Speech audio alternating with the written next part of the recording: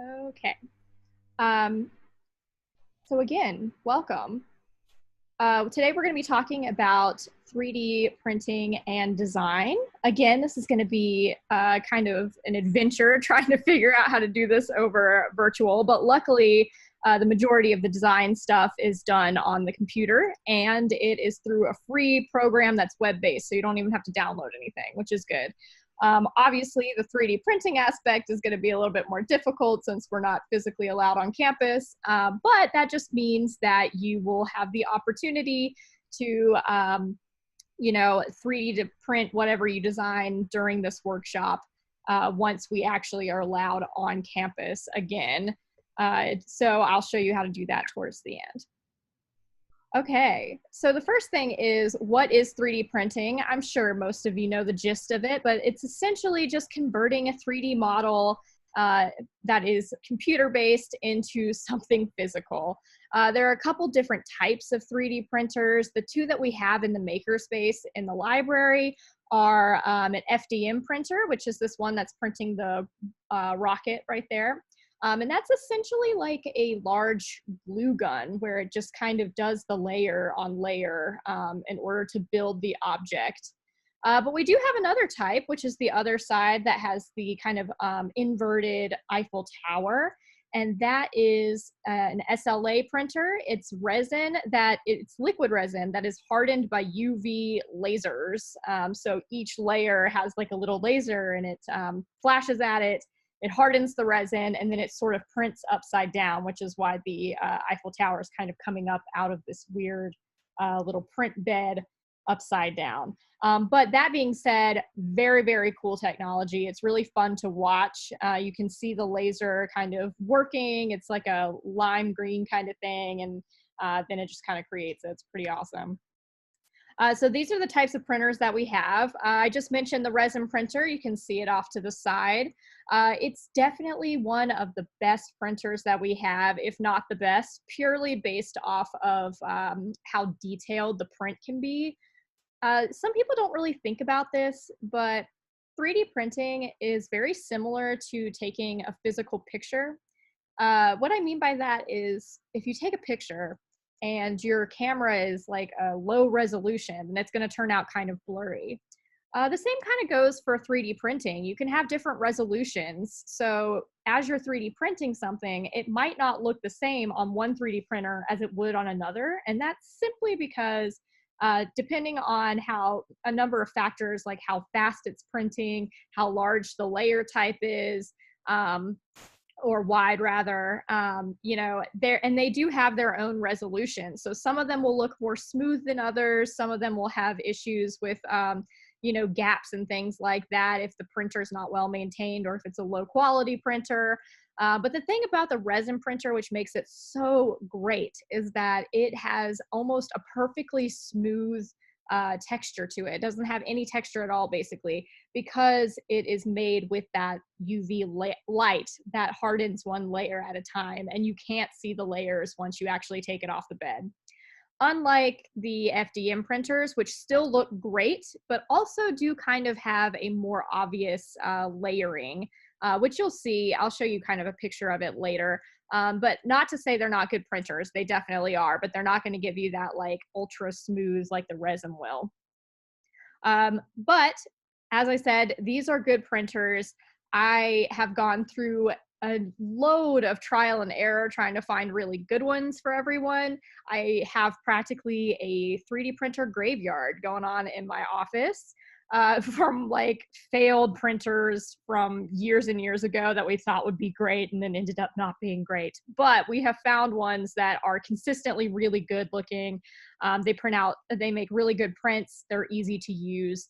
And they basically have pretty high quality for whatever you're trying to do. So this first category is what I use for the 3D prints that would say come out of this workshop, or if you're doing something through education. Basically, we offer free 3D printing for classes and anything scholarly or academic related. So if you're working on a research project, then you can count that as a class print and you can get it printed for free in the Inspire Maker Lab. If you do a personal print, that's perfectly fine too, but we do charge a little bit of money for that.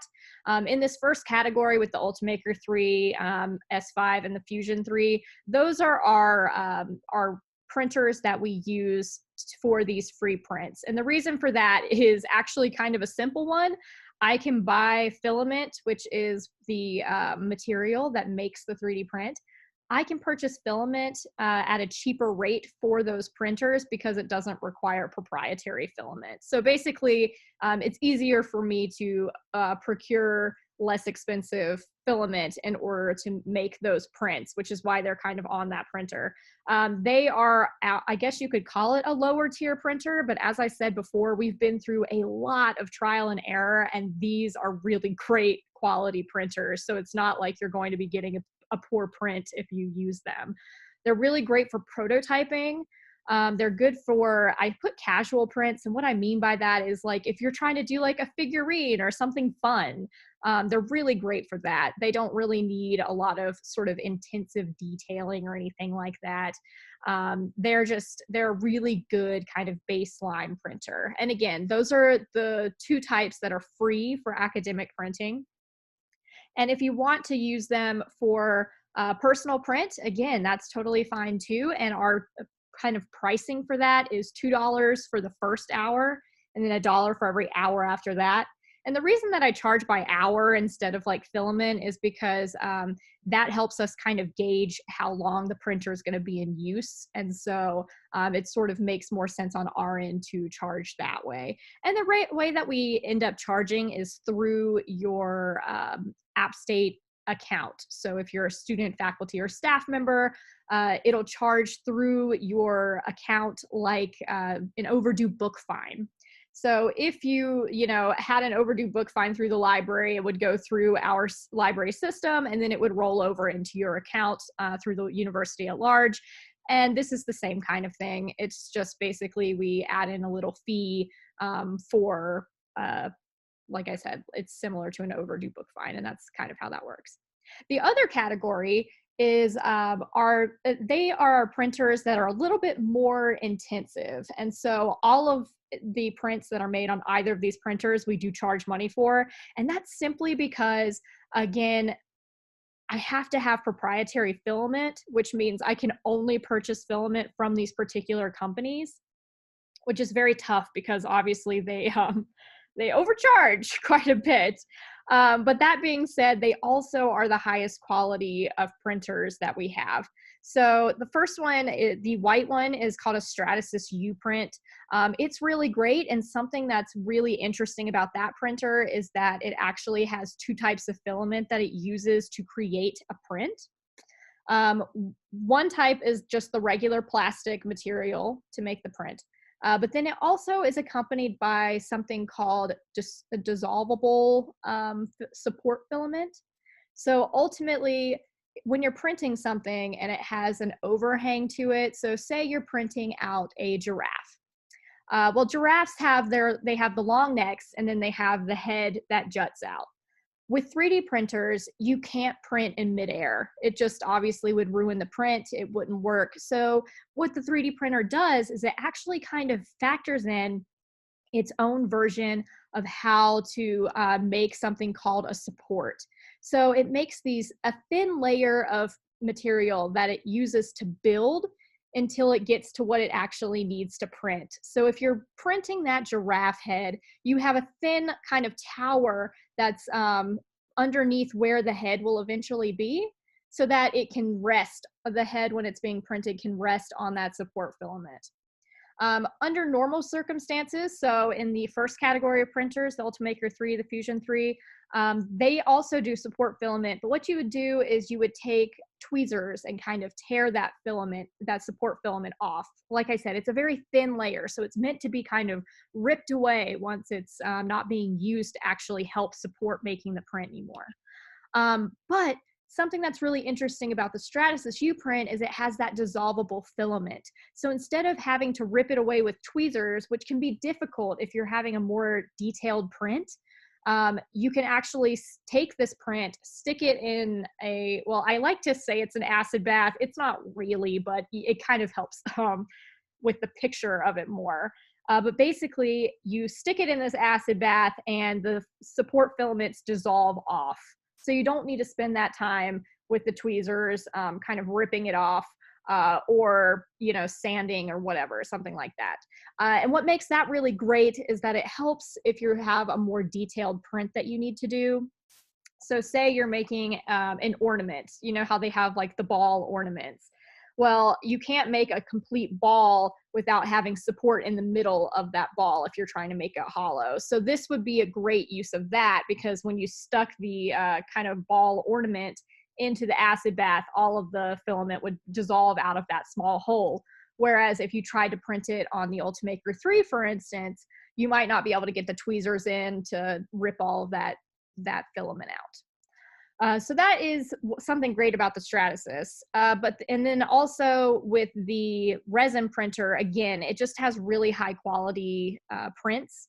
And since it's made with liquid resin is expensive. So that's why we kind of have those issues. That being said, if you're doing something really, really detailed or something functional, so if you are printing a part to like help your car, like something with your car engine, obviously you want that to be high quality. So these would be the printer options that you would want. The Stratasys U-Print is about $10 per cubic inch. It ends up being a bit less than that. We kind of guesstimate based off the size and detailing of the print. But there's also less of a weight. So if you need something in a hurry, that's a good one to use. The resin printer is, like I said, much more expensive. I'm pretty sure right now I have it as $15 for the first hour and then $2 for every hour after that. And again, that's just because the liquid resin is insanely expensive. I had this thing happen a year or two ago where one of my coworkers brought in his Siberian Husky, pure white, very beautiful dog. She's gorgeous.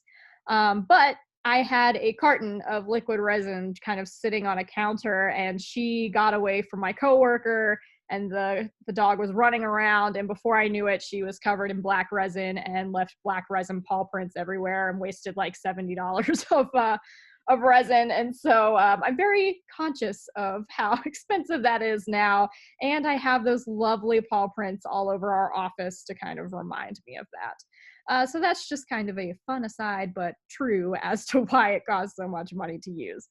But that being said, the resin printer is our best printer.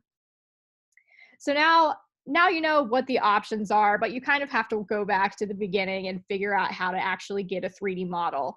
There are a bunch of ways to get this. So I'm going to go through a couple of the most popular ways, and then we're actually going to design our own 3D model, so you'll get that experience. Something to think about are 3D model repositories. So these are these really great websites that have 3D models that people have already created that you can go and look at and use. Thingiverse is by far the most popular, but there's also Umagine, Autodesk, Cults 3D. Thingiverse, like I said, it's the biggest one. It's really great. I'm going to show it to you right now. So this is what Thingiverse looks like. They actually just recently did a redesign, which is kind of cool. If you'd been to Thingiverse before having taken this workshop, it definitely looked different a couple of weeks ago.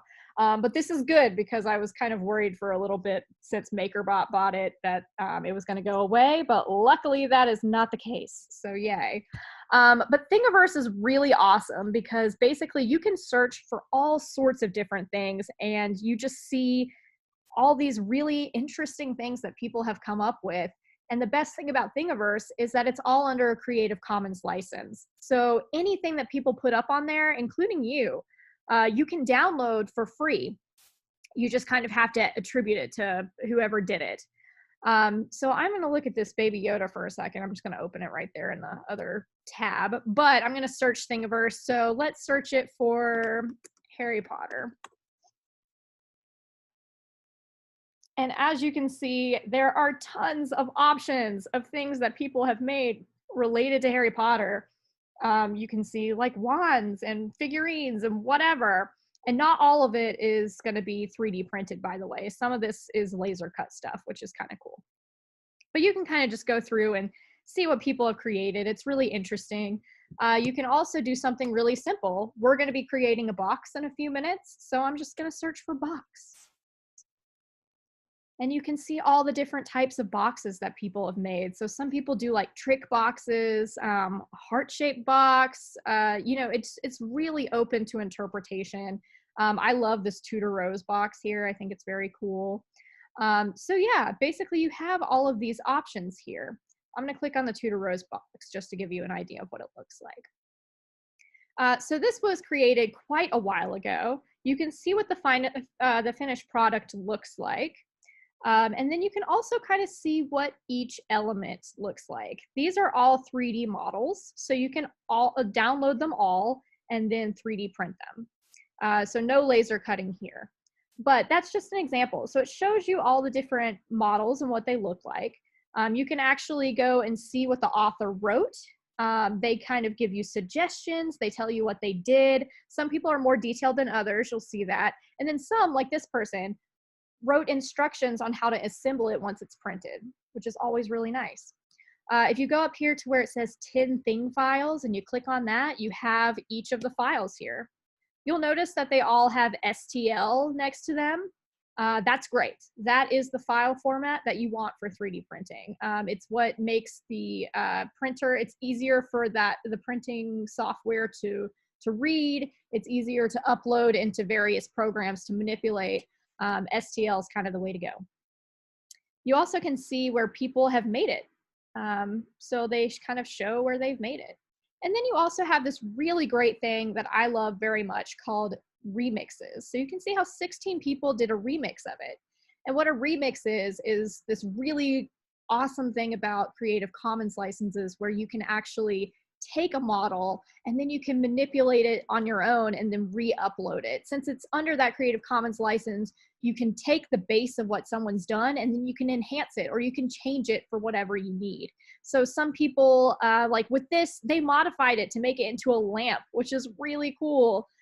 This one, they kind of made it a different kind of thing inside it to hold rings. Things like that. It's like I said, there's lots of different options that you can do. And the reason that I bring this up is because if you're new to 3D design, if you're new to 3D printing, this can be a great place to start. So you can go up here and do something like, let's see, not name, let's see, ID holder, something like that. You can find something really simple like this. So this is an ID holder. It looks like it's part of a cell phone case, maybe. You can download that and then you can like customize it by putting your name on it or something like that. So you have these options if you don't want to start from scratch. You can see what Thingiverse has and then work from there. I am going to look at this cute little baby Yoda and it's going to come back in handy. So it says 2 thing files. Let's see. All right, going to use the STL one. So I'm just going to download that right quick. Allow. All right, so again, we'll come back to that later. There are, like I said, Thingiverse is the largest one, but there's also Umagine. So Umagine's very similar. It's just owned by Ultimaker, so it's owned by a different company than Thingiverse. And then there's something called Colts 3D, which is, again, just another repository. Something to note, though, is I'm pretty sure Umagine and definitely Colts 3D, not all of these are free under the Creative Commons license. So you can see how someone has designed an octopus lamp, but it's $20 for the design. So just something to keep in mind. Thingiverse is completely Creative Commons. Colts is not, although I will say that they do have sections where you can go for to see free things. All right, so we're gonna go back here. Gosh, why can't I do things right now? There we go. Okay, so again, if you don't want to start from scratch, this is a great kind of resource for you to use. It's also nice if you have something in mind and you just want to print something for fun. Like some people have printed, you know, figurines like cats and things like that. You have those options. The option that we're going to utilize today is actually creating your own 3D model. So you can fuse this, like I said, with the 3D repository stuff where you can download a model and modify it. Or you can just start from scratch, create your own. 3D modeling tends to intimidate a lot of people, but I promise it's not hard, especially if you start with like the easiest stuff, and that's what we're gonna start with. So we have over here Tinkercad. That is what we're gonna use today. It is a very simple program. It's free, it's web-based. All you really have to do is just sign up for an Autodesk account, which takes a couple of seconds, so we'll do that in a second. And that is this picture down in the corner that has the Belk library stuff. That's stuff that I made like years ago in Tinkercad. But you can kind of see what you can do just within Tinkercad itself. It's not going to get everything that you would want out of a 3D design program, but it definitely will teach you the basics of 3D design, help you get oriented to designing in 3 dimensions, which actually is kind of difficult if you're used to using Photoshop or Illustrator, because adding that 3rd dimension can kind of be tricky. But it's a really simplistic program. Most people can learn it in under an hour.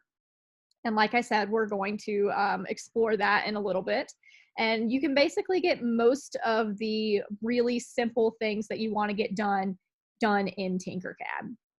That being said, if you have something a little bit more intense that you're interested in doing, you can also kind of move, if you can progress to more difficult programs. So Fusion 360 is a really great intermediate program to use. It is free for 3 years under an educational license for students. I think faculty and staff can also apply for a license, but they kind of grant it at their discretion. So if you're interested in kind of pushing further than Tinkercad, you kind of master Tinkercad and you're like, oh, I'm ready for the next step. Fusion 360 is a great option for that. After that, you have things like Rhino. There are Rhino licenses available on the library computers. If you were to purchase a license, it is insanely expensive, would not recommend. But if you want to come and use our licenses, you are more than welcome to do that. Rhino is an industry level program. It's what they teach in industrial design and in art. So those departments kind of use Rhino as their standard. Other programs that are on the same level as Rhino that you might have heard about are things like Autodesk or SolidWorks. Those are kind of some other famous programs, again, that are on that kind of professional level. But again, there is a large learning curve to that, so I would never recommend just starting in Rhino. Bad idea. You will get overwhelmed very quickly. I would definitely recommend starting in again, Tinkercad and then moving your way up. And then the last thing I like to mention is Blender, which is this program with Wallace and Gromit down in the corner. And the reason I like to talk about Blender is because it's open source, and I appreciate that. So if you're looking for a more intensive, complicated program that is faux free, Blender is a great option. There is a large learning curve in Blender.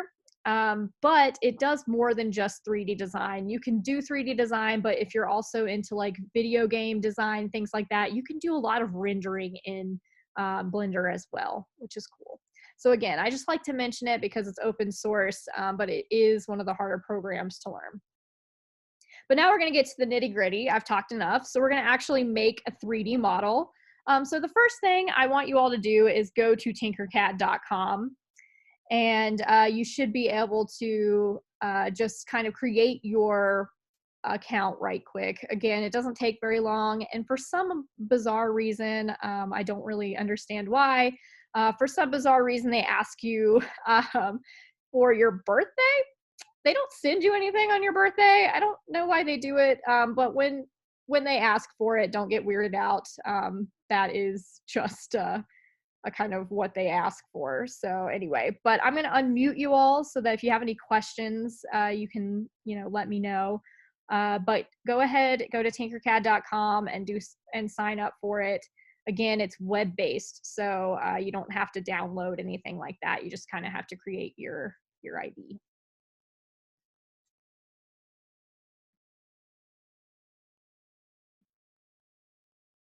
And how do we, since you're sharing your screen, Oh, do I need to stop sharing?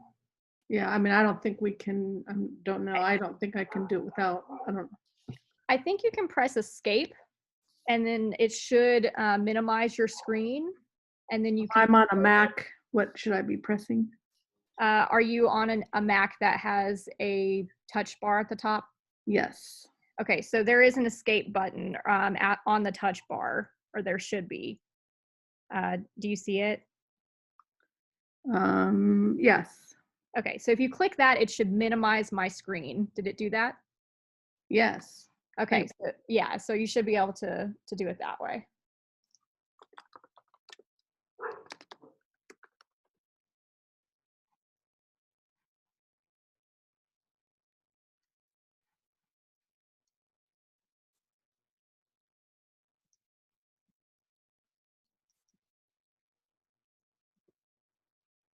Would you recommend signing in with Google? Uh, it's up to you, Does that really. matter? I use my App State account, so I signed in with Google, but it's whichever account you feel or whichever email you feel comfortable linking it with. Okay.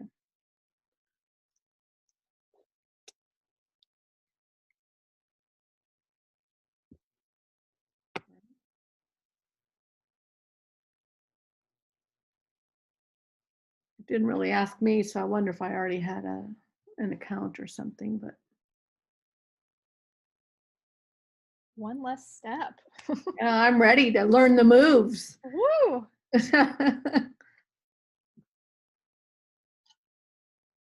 Okay, so has everybody gotten to the website and kind of signed in?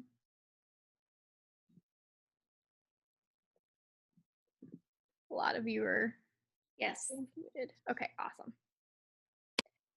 So something that might happen for you guys is you'll be kicked into a training thing. Tinkercad sort of does its own training, and it'll try to talk you through the features. Obviously, I'm going to do that. So if you kind of go up to the corner, if you look at my screen again, if you go up to the corner, it has the Tinkercad icon right here. If you click that, it should show you something like the screen that I'm on right now, only obviously you won't have all of these 3D models down here. But you should have something that says my recent designs and then a button that says create new design.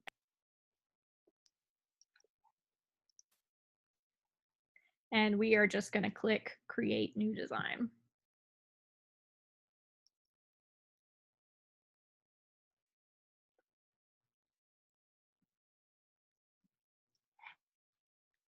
So it took me to learning the moves, and there are shapes over here, but I didn't. Yeah, that's the training module. So if you go up to the corner and click the Tinkercad icon, which is the one that says So, Tinkercad like and a has all Rubik the cube. colors. Yeah, the little cube.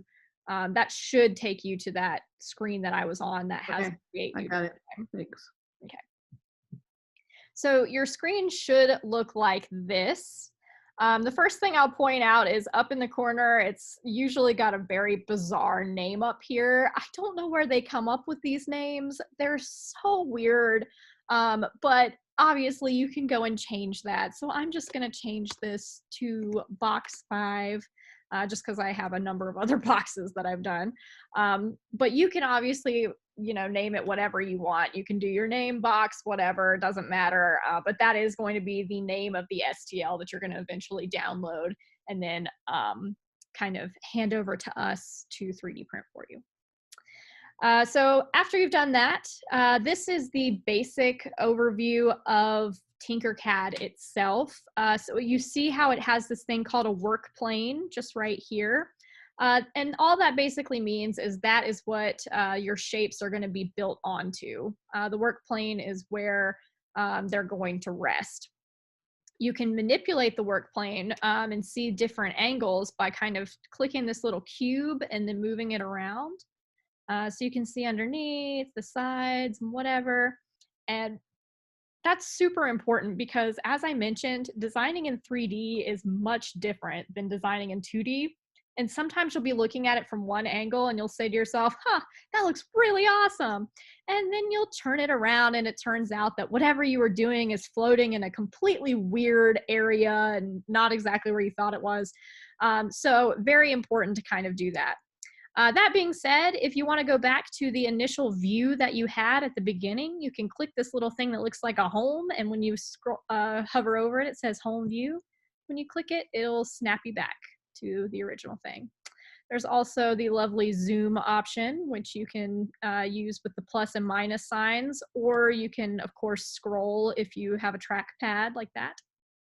It's up to you and what makes you feel comfortable. But those are kind of the basics of the actual work plane.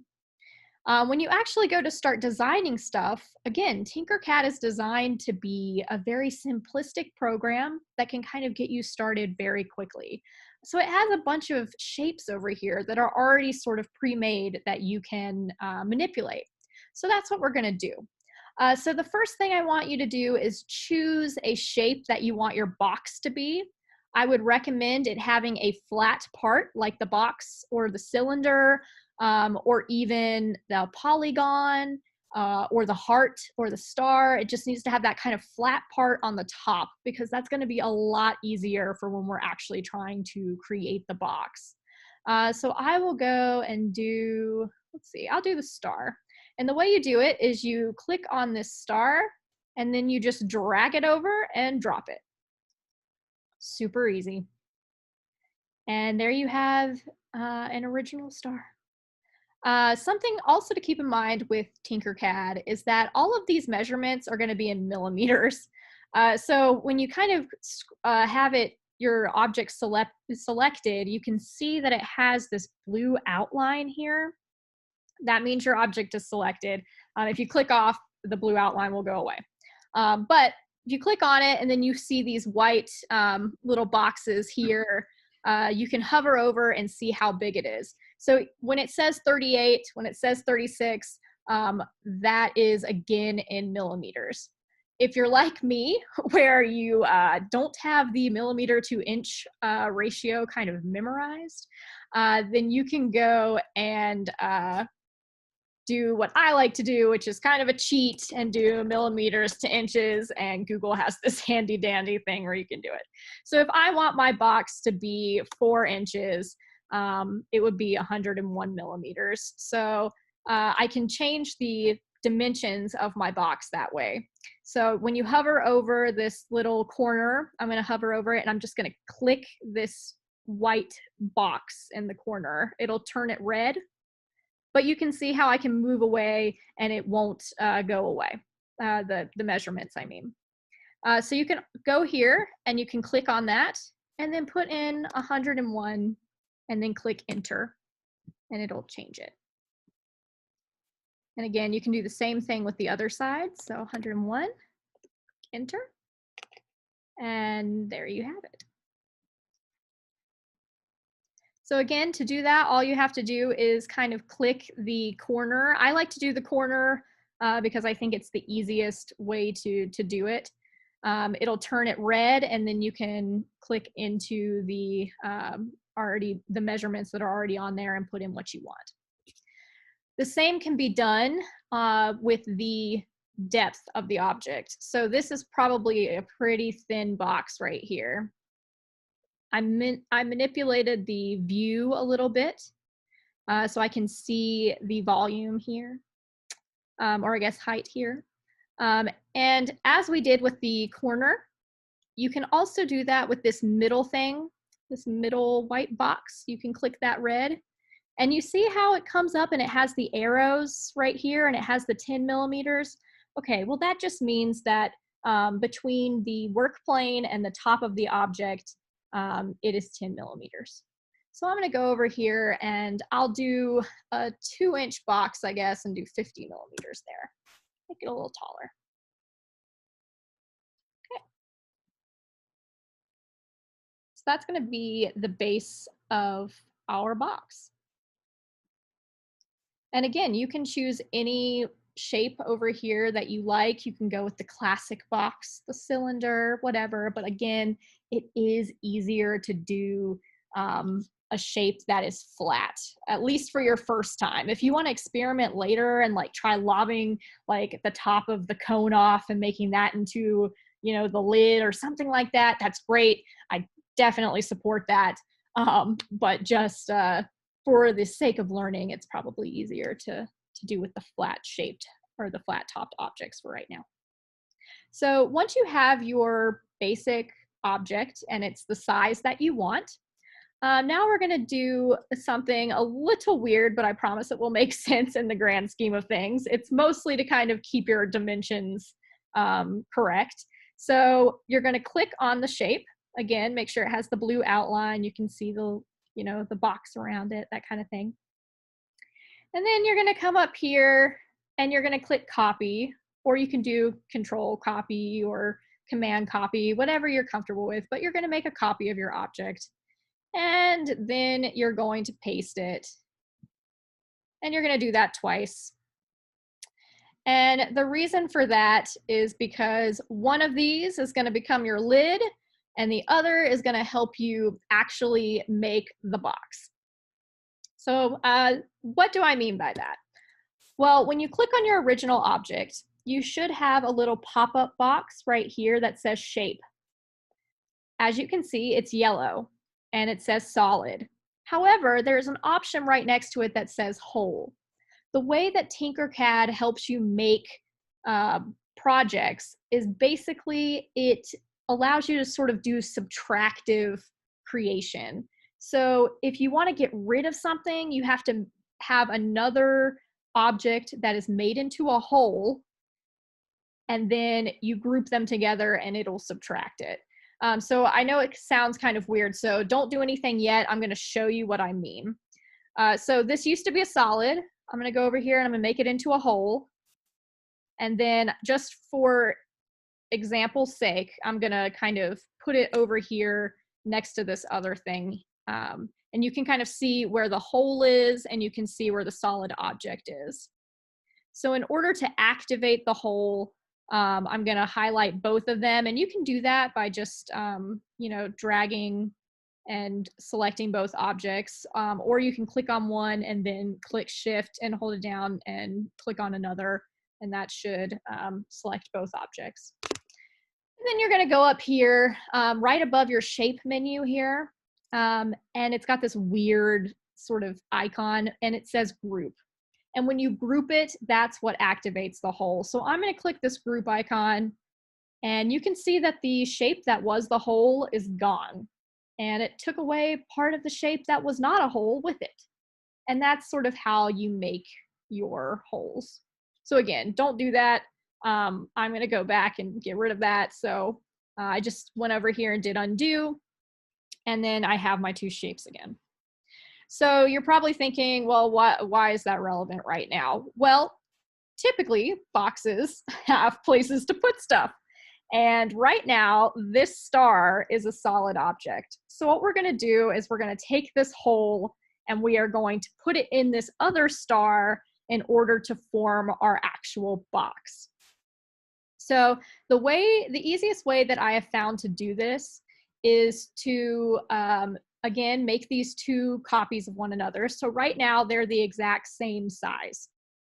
That's good in a proportion kind of perspective. And so what we're gonna do is just make this hole slightly smaller than the original object so that we can make the walls on the edge of the box. So the way that I do it, and you can do it two different ways. You can either click like we did before and subtract however many millimeters you want your wall to be, or you can click shift and you can drag it in. So, but for you know, exactness' sake, if that's even a word, I'm going to make it a 3 millimeter wall, so it's going to be 98, and then I'm going to go down here and do the same thing and click 98. But again, you could hold down shift and manipulate like this if you wanted to. It's just sort of up to you. But that's just sort of what I'm going to do. So again, you should have your regular object, and then you should have your hole that is now slightly smaller than your original object. The other thing about 3D design is that when you have an object selected, you can also see how there is a little tiny black kind of cone triangle thing right here. When you click that, you can lift it off where the work plane would be. And you can kind of see off to the side here where it says, you know, it has that little bar with the arrow that's going up and down. And that's showing how far off the work plane that it is.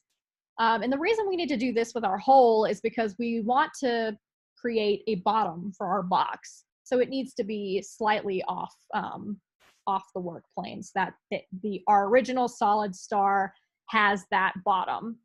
So I am going to make that 5 millimeters is fine. You can see it over here. Same with the other thing. You can also manipulate it if you want to and just type in 3 and it'll be 3 millimeters off the work plane here. It doesn't matter. So again, we have our hole. We have it slightly smaller, and then we have it slightly hovering off of our work plane. Once we have that, we're going to actually kind of drag it over to make the box. As you can see, this is not close to centered, but there's a great way that you can actually center your objects. Same with how we grouped earlier. I'm just going to drag and make sure I have both objects selected. But instead of going up here to the group icon, I'm going to go over here to these little bars right here. It looks like a bar graph, but it's actually a line. And a line is really great because it obviously can center your objects. And it's really nice because you can actually hover over and it'll turn red and it'll give you a preview of what the hovering would, what the action would look like. But for our sake, we just need to make it, you know, centered. So I'm just going to click the center here. Then I'm going to click the center there. And there you go. I'm going to zoom in so you can see it just a little bit better. So you can see how I have the wall here. And then when I move like this, you can also see how the object is, again, hovering just a couple of millimeters up out of the shape. And again, that is just so that you have the 3 millimeters on the bottom to make the bottom of your box. So again, to align, you just kind of select both objects and you go up to the align feature and then you can align it however which way that you need to. And then you can click off.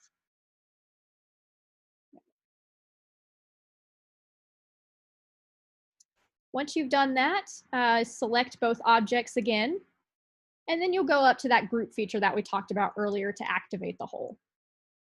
So when you click group, you can see that it has hollowed out the box. So you have your walls here, and then you have your bottom to your box. You can kind of see that on the bottom, solid still. So there you go.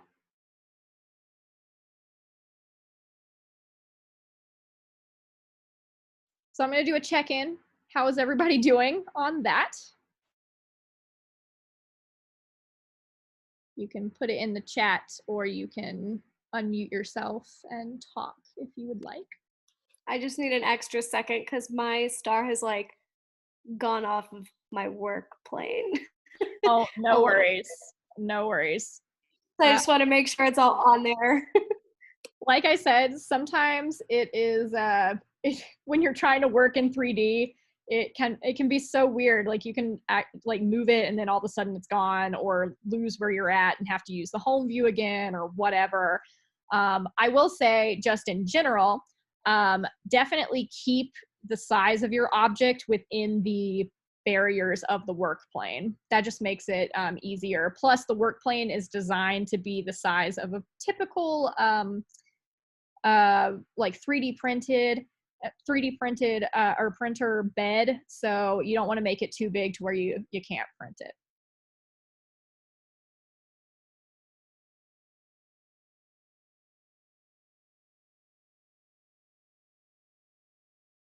Okay, I'm here with you. Thanks. All right, awesome. So now that you have this, it's time to make your lid. So when you get more comfortable with Tinkercad and you want to kind of do more intense things, then you'll be able to kind of make the lid that you want. So, but we're going to make just a very simple one now for the sake of, you know, being able to show you some more features.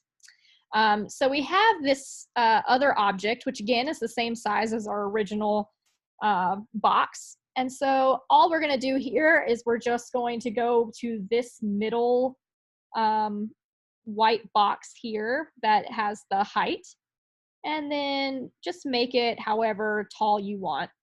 I'm just going to do kind of a 6mm lid. So you have that there. This lid obviously is not going to be very helpful. It's going to slide right off. But something that you can do to help is you can make a little icon on top of it to kind of help, like you can lift it off using that thing. So what I'm going to do is go over to our basic shapes panel, and I'll find something that I like that I think would be a good pull. So I'll go to this icosahedron thing. Definitely saying that wrong. So I just drag this over. It seems to be a good size. And then I'll pull it over here. And again, you can do that thing where you align it. I'm going to move this up to the corner here for now. I'll move both of these over so you can kind of see it better. But you can take this and you can highlight them both and then align them. So it's semi in the middle there, supposedly. You can also see how it's sort of buried in this star. So just like we did with the hole, I'm going to select it and then just pull it up slightly to where it's resting more on top of the star holder than inside of it. And then just like with the hole, instead of taking something away, you can highlight them both and then click the group and it will actually fuse them together.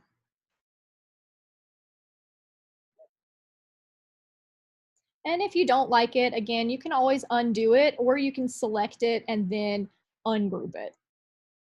And ungroup is right next to group.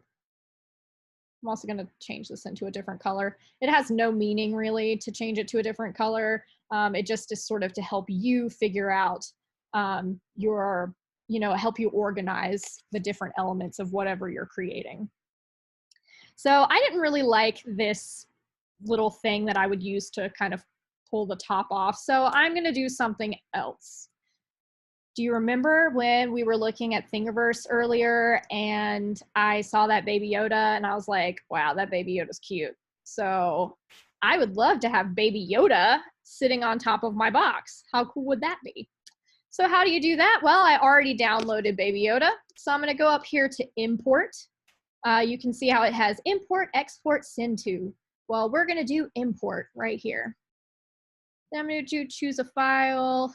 Let's see. Notes. There we go. Baby Yoda. Oh, it's too large. Okay, that's fine. I will go over here. Find another one. See, that is one of the issues with Thingiverse. I mean, not Thingiverse, but Tinkercad. One of the limitations, like I said, you can't do everything in Tinkercad. And one of the limitations is that sometimes you can't import certain things that are too big. So instead, I'll do a puppy. Choose this little puppy right here. He's cute. All right. Thing file. Download him. All right, so I'm going to kick back over and hopefully this will work better than Baby Yoda.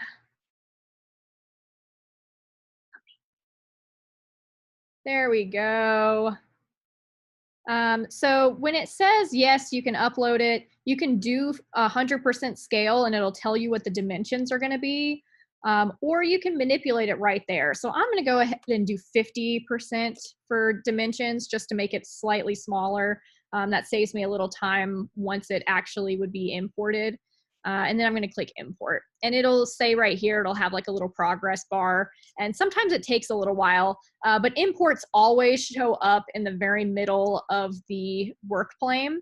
So if you can't see your import, it's probably because it's there and it's being covered by another object. I have had that happen before. But here it is. Here's our little puppy. So cute.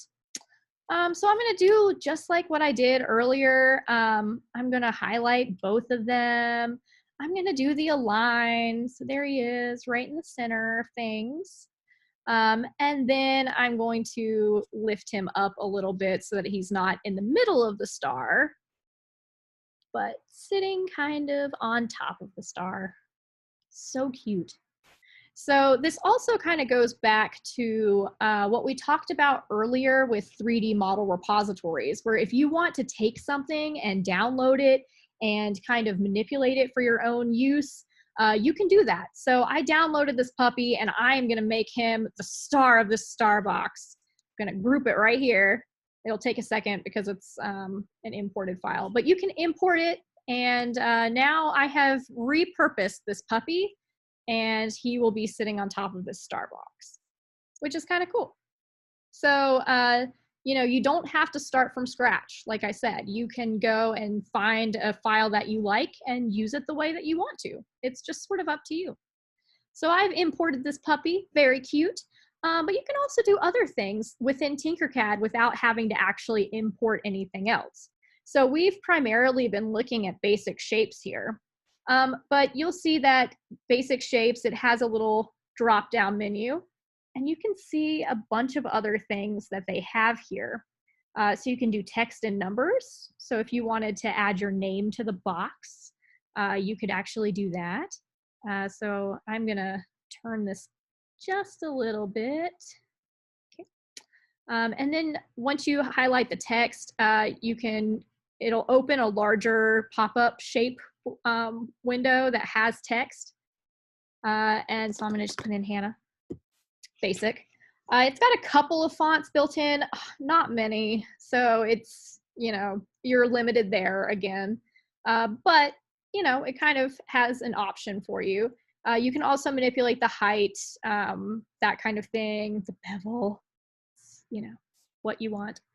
And then just like with the other shapes, you can click the shift button and make it smaller, or you can hold down, you can click the corner and then manipulate the size that way. So let's see, it's still a little bit big, so I'm gonna hold down the shift button and I'm gonna just move that in a little bit. Okay. You can see how it's small, it's short, so it's gonna be hidden in the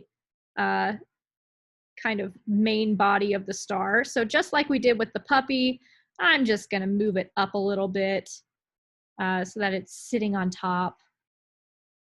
Then I'm gonna put it right there. Okay. And again, you can zoom in and see what it would look like. See where it's in, you know, how tall it is. That's a little too tall, I think. Nobody needs that. There we go. And just like you did with the puppy and the top of the box, you can highlight it and then you can make it into one shape. And again, it'll take a second. And there you have it. You have your body of your box, your top of your box. But again, in addition to text and numbers, they also have other things. They have characters. So these are kind of funny. I don't know what some of their uses are, but I have had people in different workshops who end up using them. And you can make any of these into holes. So if you wanted to use this, this mustache here, I'm gonna pull it up and I'm gonna stick it on this star. As you can see, the star has an angled sort of like side here, and so it would be different than the mustache. So what you can do is use one of these turn things here. Not a good angle for it. Oh, it's really not a good angle for it. That's cool. All right, fine. Sorry, it keeps trying to make me actually type it in, but I do not want to. I want to just kind of move it myself. There we go. So you can actually kind of move it like this, or you can type in the degree, whatever. So I'm going to stick that there. Keep turning it a little bit. And again, this is just, now I'm just showing you examples of stuff you can do. And just like with the other objects, you can turn it into a whole. So if I wanted to highlight both of these and then group them, then you can turn it into a whole. Oh, it didn't go all the way through. Push that back a little bit.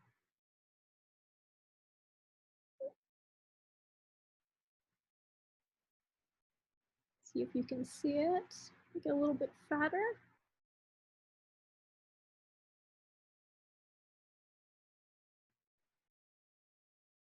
There we go.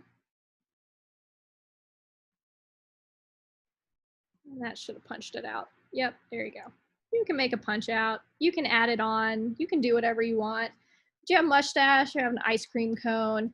But there's a couple of other things you can see. If you're more engineering focused, they have these things called connectors, so you can solve things that way. They have a new thing called making at home. This is quarantine fun right here, where people have created these very bizarre options that you can use. Lucky penny, I don't know. So yeah, so you have all these options in addition to being able to download something from Thingiverse and then adding it that way. So for this workshop, I don't expect you guys to finish your box. If you do, that's awesome. If you don't, that's totally understandable. You've been doing this for half an hour.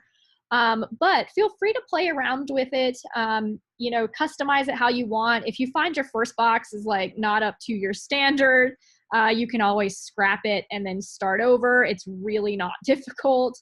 But if you're like, huh, that box is pretty good looking, I want to make it happen in real life, then all you have to do is go up here to the export button. And you'll see how it has download for 3D print. And just like I mentioned earlier, you're going to want to choose this STL button right here. And when you click it, it will download it. And you'll see also that I have managed to fit both sides of my box onto the work plane. And then when you have this STL file and you send it to us for 3D printing, we can 3D print it on the print bed at the same time, which is very helpful for us. So go back here for just a second. So we have our online Google form, and that is how we typically do 3D printing. Again, since we're in this very weird, you know, quarantine time, we don't know when we're going to be getting back to the 3D printers themselves. You are still more than welcome to use our Google form and send it in. That being said, I cannot guarantee when it would be available. Since this is a workshop, you do get to print this for free. It's considered academic because you're learning something new, which is cool. So when you click on our online 3D print request form, and you can find this on our website. You can Google Belk Library 3D printing and it'll pop up on like the first and the second link. You can kind of go to the Inspire Maker Lab portion of the website and find the form. You should be able to find it anywhere. But it looks like this. And all you have to do is kind of put your name, email address, select class as what the print is for. Give a brief description of your project. So this is just if you had some sort of special instruction. So you would say, you know, created a box for a workshop. And then, you know, if you needed like 2 boxes, you could say need 2. Or if you're a little bit more into 3D printing and you've done kind of some more detailed things into it. So you could be like, well, I want this number of infill or something like that. Infill is just how solid an object is. But that's just an example. And as I said, if you get really into 3D printing and you want to kind of get very specific, then that would be your area to put that instruction. Then we ask what your file name is, and then are we allowed to use your designs? And when we say use your designs, we essentially just mean like for social media stuff, be like, oh, our Instagram looks awesome with this box that this person has made, like that kind of thing. We don't really steal your intellectual property, but I do give you this option. Yes, I would like to be credited for the design I created. So for this particular project, since you made most of the box, you could say yes, of course. You could say yes. You could say no, I would rather not. It does not matter. Obviously, it doesn't count against you. Again, it's just for like being able to show people cool stuff that people are making. But there is this fourth option. No, this is not my design. If you have downloaded something off of Thingiverse, if you have not modified it in any way, then you are going to choose option number 4. You would be surprised at how many people are like, yeah, you can use my design. And I'm like, this isn't yours. I know you got this off of Thingiverse. Yes, it's free because it's Creative Commons, but you still need to give the attribution to the original artist. So again, if you just download something straight off of Thingiverse, you would say, no, this is not my design. If you did like what I did with the puppy, you download something down from Thingiverse and then you remix it onto the box, then you can say, yes, but I would like to be credited, or yes, of course, because that has been through the use of fair use. Basically, you have manipulated it enough to where it's created something else. Finally, you have your 3D printer that you would choose. You're going to choose the one with the Rocktopus right here, the Ultimaker 3 S5 Fusion 3. Because again, as I mentioned earlier, that is our free 3D printing, so you'd select that. Then on the next page, that's where you just upload and submit the STL file that you downloaded for the Thingiverse. I will go back up to the top right here right quick. I know it's a wall of text and I apologize. Typically, we would ask for at least 3 or 2 weeks to give you your 3D print. Again, since we're in this weird kind of limbo, it's hard to say. But typically when we are running normally, it's about a 2-week turnaround. And that's just because sometimes when it rains, it pours, and one 3D printer will get sick and then all the others will somehow catch it. I don't know how it happens, but sometimes we have issues like that. So that kind of gives us time to go through the queue and print things that are ahead of whatever you've submitted.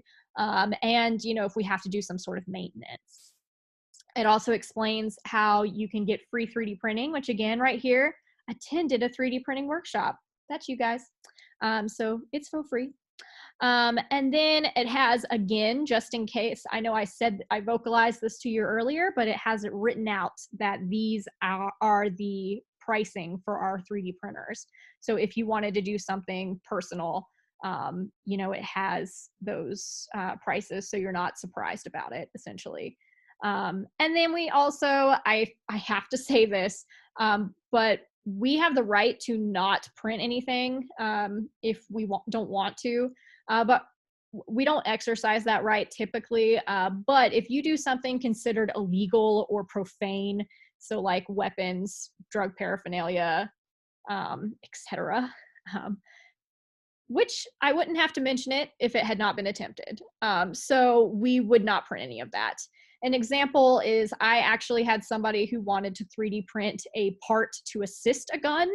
It would not actually, it was some sort of like grip or something, but I still refused to print it because it would be assisting an actual weapon, and that's against our policy. That being said, if you are a cosplayer and you want to, this is a true story as well, and you want to 3D print a Zelda sword, a replica of a Zelda sword, you are welcome to do that because that is not going to hurt someone. It's printed in pieces. It will not be actually able to inflict damage. We also 3D printed a completely solid Han Solo blaster. So obviously you're not going to be able to hurt someone with a fictional weapon. So we do have kind of those slight you know, gives in what we can 3D print. We will not print any bongs or anything like that. Sorry. My student workers are very diligent about catching that sort of thing. And then if you want more information about 3D printing in general, I have both the website and a guide. So this is our guide. Looks like this. Again, it has the link to the 3D print form. It has the information about all of the 3D design stuff that we talked about earlier. So it has all of the links to the different programs I discussed. It has the links to the 3D model repositories that we talked about. And it has some extra books and stuff because I am still a librarian at the core of everything. And then it also has a little bit of information about 3D scanning, which we didn't talk about, but is another way, although to varying degrees of reliability, to get a 3D model. So you can do that. You can also go to the Inspire Maker Lab guide, which has our information about 3D printing condensed here, but it also has information about other stuff too. So electronics, things like that. So if you're interested in other maker technologies, then you are more than welcome to do that. Also has our feed to our Instagram. If you don't follow us on Instagram, I encourage you to do so.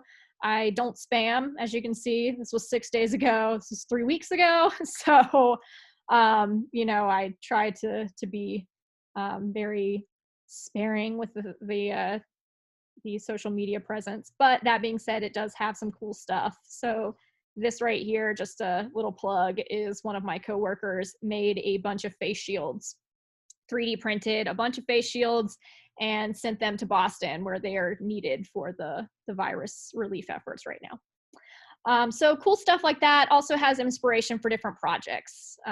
So if you're interested, please follow us. And then again, we also have the Belk Library 3D printing. Again, you can just Google that. And here we are, the very first link. And this takes you to our website. I'm 3D printing. Sorry, I'm signed into the website, so it looks a little bit different than it would for you. But you can see 3D printing. You can also go to our rooms and spaces and see the makerspace and get some more information on that.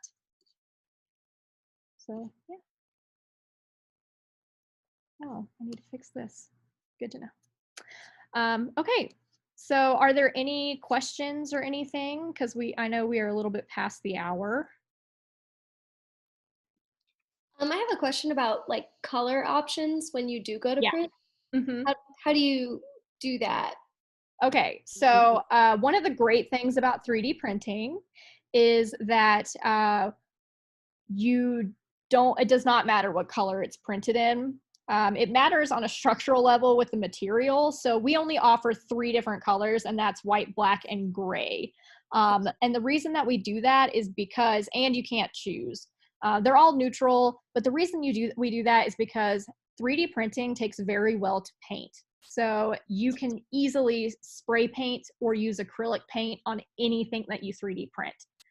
So you can customize it that way. So like I said, the material color doesn't really matter because ultimately you can paint it however you need it to look. And would those sometimes be mixed colors in there, white, gray, and black?